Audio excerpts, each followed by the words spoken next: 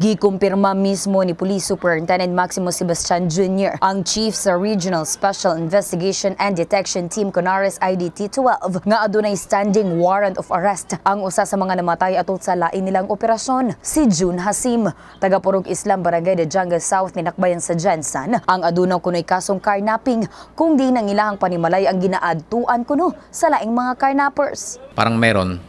Dahil based sa information namin, ito po yung gakadel ng carnappers from Marawi na nagkakarnap ng single motorcycle dito sa General Santos City. Nasayran nga namatay si June Hasim atol sa operasyon sa kapulisan kaganinang buntag. Human kuno kini nga misukol. Apan gihingusgan sa anak ug asawa ni ini nga walay kalambigitan sa ingon ang ilahang amahan ug wala nagagawa sa panimalay tungod sa kahadlok nga mamatay. Wala gyud na siya, di gyud siya magtrabaho kay ngano daw mahadlok daw siya mamatay basig mapusilan daw sa gawas.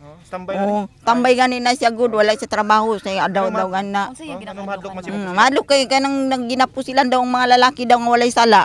Walang trabaho, hindi yan pinapalabas ng bahay. Kahit nagbibiyame sa una kasi natakot yung binabaril na dyan sa labas, mga ano-ano.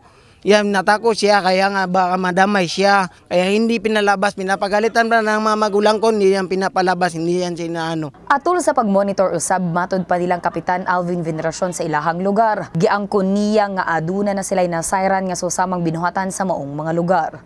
Yes, kani mga nasa warrant, no, sa search warrant, mga kumbaga mga noted po ni sila, no, diri sa Purok Tinago, sa Purok Islam, as well as isa na giadto nato diri sa Biatilis ug diri sa Mansanitas. Nakatakdang kuwaon sa otoridad ang record sa kaso ni June Hasim sa korte alang sa dugang investigasyon. Nasayran nga tulo ang namatay sa pagronda sa RSIDT Region 12 sa 8 ka panimalay sa Barangay de Jungle South kaganinang buntag. Ang mga patayng lawas usab sa maong mga sospek ang anaa sa kasamtangan sa usa ka lokal nga punerarya sa Dakbayan.